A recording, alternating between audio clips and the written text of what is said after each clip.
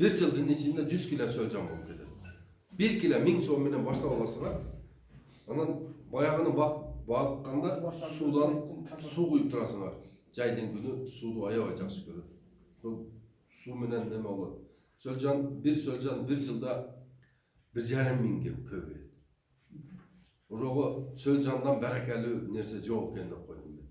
Anam bunun niyesi жақсы. Бұл аябай тез көбейеді дағадан кейін біздің үйдегі мусор бары жоқты жеп тастайды. Анан ошо өзү жеп, өзүнөн бизге эң керектүү жер семиткич чыгарып берет экен. 50 килограмм көңдүн күчүн 2 кило биогумус берет. 50 килограмм көңдү сен талак апарып себе турган болсоң, ошону менен бирге 100 миңден ашык урук барат да. 100 миңден ашык урук баягы кайра эле баягы сен салган көңдүн күчүн өзү эле алып алат да. Өсүп кетет. Проблема болот сага. А биогумуста bir urup barбайт. Адресini бересин, прямо өзүнүн түбүнө бересин. Ба мен айткандай.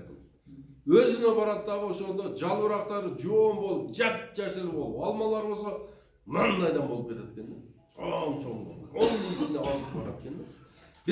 Bir жылдык көчөткө 2 кило салынат.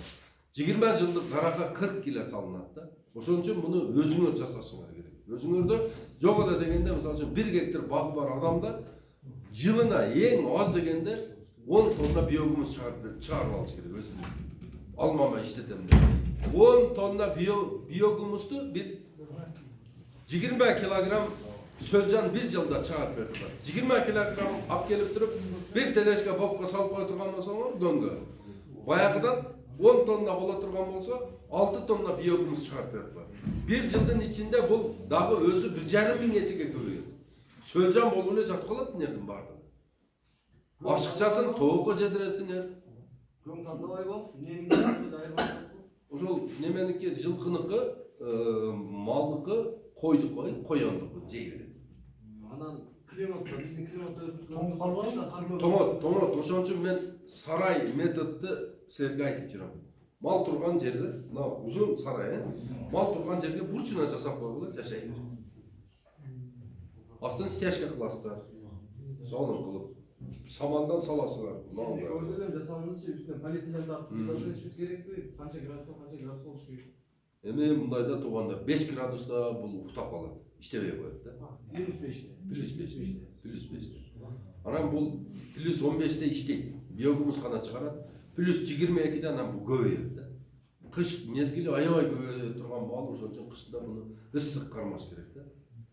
Yani malda dele ısık karma atağız. Bu maldan mingese bir malın köp olsa bir yılda bir torpak verir de. Bana bir 300 litre 400 litre süt verirsin mümkün de. Abuğa misal için bir koyluk alıp koyturgan son 1,5 ming koyluk verir. Bizde 20 gradus'a çeyin temperatura jetliği olsa kaç mısın alır? Ot çakasını kam bayağı жерге kömürdün nemesini koyup durup astın teplый pol kılıp bir жерден отту жағасындағы анан кейін ошол үйдү ысытасың. Сага биогумус керек mi? Hareket кыласың. Себебинде мына биз малды ысытып атпайбызбы, туура? Малга жылуулук койгон. Бул малдан да кымбат нерсе. Мына мисалы үчүн 1 кило ет, 1 килограмм ет 300 сом, туура? Туура? А эгерде мисалы үчүн бунун баардыгын кып-кызыл кылып туруп 1 kilogram tarta turgan bolsa bunun 1 kilosu 5000 so'm болот. Баягы силерге берген көңдө көп болсо bir 30-40 tane sölcan var. Kalganları malyok, kokon, sokon жөн эле көң келет. Буну алып ал мен биринчи алганда 1 тонна алгам. 1 tonna алганда мага көң келген. Мен бага жерде иле берейин деген ошончо миллион акчам кетип калды деп. Баягыны анан кийин чалып баягыны ысылдаштык. Эмне мындай болду? Десем 15 күндөн сүйлөшөбүз деп мени блокко коюп койду.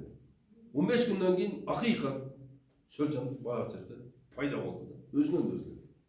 Айран калдым. Көрсө бул кичинеге мындай тукумга окшогон немеге көкөн деп коет экен. Ошонун ичинде ар биринде 2ден 15ге чейин, 16га чейин болот экен. Ошондон көбөйүп чыгып кетет экен. Ону биз билбей эле көң саттырмага деп. Биз деле ошондой эле саттык азыр. Анан мунун баары bir жерге койгонуңардан кийин анан буну сапырып, жылдырып, бу кыла бербеңиздер. Себебинде кичинеси ювелин деп коет, ошого 5ликтин лопатканы же бир нерсеси тиеби, баягынын ичи жарылып эле өлүп калат. Ушул сөлжан болбой калат. Ошон үчүн бир салдыңарбы тим койгула. Өзү бетине чыгат. Бай ящикти коесуңар, ящикке чыгат, анан башка көңгө төгөсүңөр, ягын иштетесиңер. Ошондой кылып, мына группага кирсеңиздер, ошол жерде бул жөнүндө дагы кеңири маалымат берип турам. Биогумус жакшы нерсе экен. Биогумус менен болгон азыктар экологический болот экен дагы, любой жакка импортко кете берет экен. Мына өзүбүздө дастар азырдан башталды уже. Нитрат чыгып калды, гербицид чыгып калды, допустимый норманы биз билбейбиз дагы, өтө көп сейип иштейбиз, чыгып калып атат да. Саят чыгат, анализ алат чыгат, обратно кайтарып берет. Азыр бир лаборатория бүтөйүн деп калды, эгерде лаборатория бүтө турган болсо, азыр тщательный анализ деп коет экен. Даже ошол алманы спортсмендер текшергендей текшерет экен. Я ошол колго алып, ар жерден алып туруп. Чыкса болду, кайра арка кайтара берет экен. Ошон үчүн туугандар мүмкүн болушунча эмес, органикага өтүшүбүз керек. Жер семиндикке акча кетирбей, ошол өзүбүздүн колубуздагы малыбыздын көңүн биогумус кылып алып, өзүбүз арзан кылып өндүрсөк, ошол дали алсаң дагы алманын баасына кошулат. Башка сетсең да бар жоон ошонун биологический жолдору бар, арзан ошону семиртип, арзан дарылап, арзан кылып товар, конкурентно способный товар чыгарып турсак, ошондо биз утабыз да. Анан мына өзүбүздүн бул жердеги мына дагы бир жолу айтып коеюн, климаттык шарттарыбызды толук пайдаланышыбыз керек. Бул жерге мына суук жерде өсө турган бардык ягодалар болот. Ушуну пайдаланыңыздар. Морожка, брусника, крыжовник көчөттөрү келет, ошодон өзүңөр ажыратып алып эле көбөйтө бериңиздер. Тез эле багы карагатты бир сатканыңарда эле анан бардык көчөт издеп каласыңар. Это жакшы нерсе да. Адамдарга кызыгуун эле берсек, мына азыр бириктиңер, ушул жерде катуу мындай бекем туруп, анан мына жерлерди дагы иштеткенде бири-бириңерге көмөкчү болгула. Сөзсүз түрдө барып акылыңарды айтып, мына эл, жамаат, качан биз биримдиктүү болгондон кийин Алла Таала ошол жерге рызкы берет. Биримдик бар жерде Алла Субхана ва Таала катачылыкка жол койбойт. Ошон үчүн жалгыз адамдын шериги шайтан дейт. Маслихат кылып туруп, анан жасагыла, бар жокто акыл алгыла аксакалдардан. Бул карысы бардын ырысы бар дейт. Канчалык биз ошол өзүбүздүн аксакалдарды сөзүн канчалык жерге таштабай ошолорду жасай берсек, ошондо береке болот да. Ошон үчүн башчылардын ушу башы мейиздей болуп, капкара башы болсо дагы ошого башы ийгиле дейт да. Ошон үчүн бир амир шайлап алгыла өзүңөргө. Ошонун айтканын жасасаңыздар, ошондо береке болот. Суроолор. Берерле, тартынбай берерле. Эмне деген ойлор кандай болот? Bizde çoğu ammanı gitti. Az evvel ellerimiz 3 yıldan beri kızıp kaldı. Karlık benim pol karlık ettim. Yeni sizden sonra bir de giderken yeni sanatı bile ölçmüştüm. Aykırmayın var, sizin boğazınızdan paylaştım. Sonu kaysı aralıkta kanday kılıp gelişimiz gerek. Şu yönde fikrim var.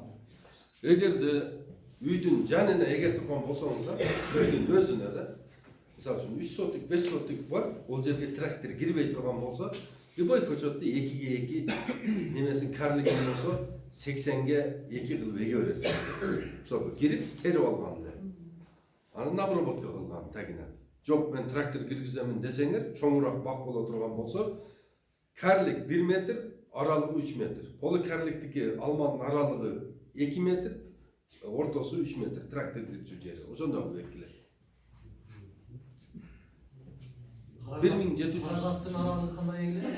Карагаттын аралыгы дагы терип алып эле эме болгондо бир 2 метр жер таштап туруп эле багы жерге. Карагаттын биринчи жылы ушунча болот, анан мындай болот, анан тамырлап багы жерде силер 2 метр таштапсаңар, ошого жетип барат да, ошондо запасы менен аласыңар.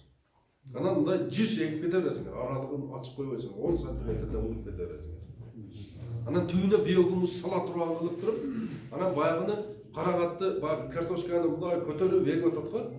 Көтөрүп жөөп кылып мындай. Жерди көтөрүп туруп бир мүмкүн болушунча бир эгизраак кылып бир 60-70 сантиметр эгиз кылып ошону отургузсаңыздар, ошондо силер мындай каптандан эле биогумусту бере бересиңер да, сразу тамырга бара берет да. Биогумусту да бергенде анан шербет кылып берген үйрөнгүлө. Бир yama kazıp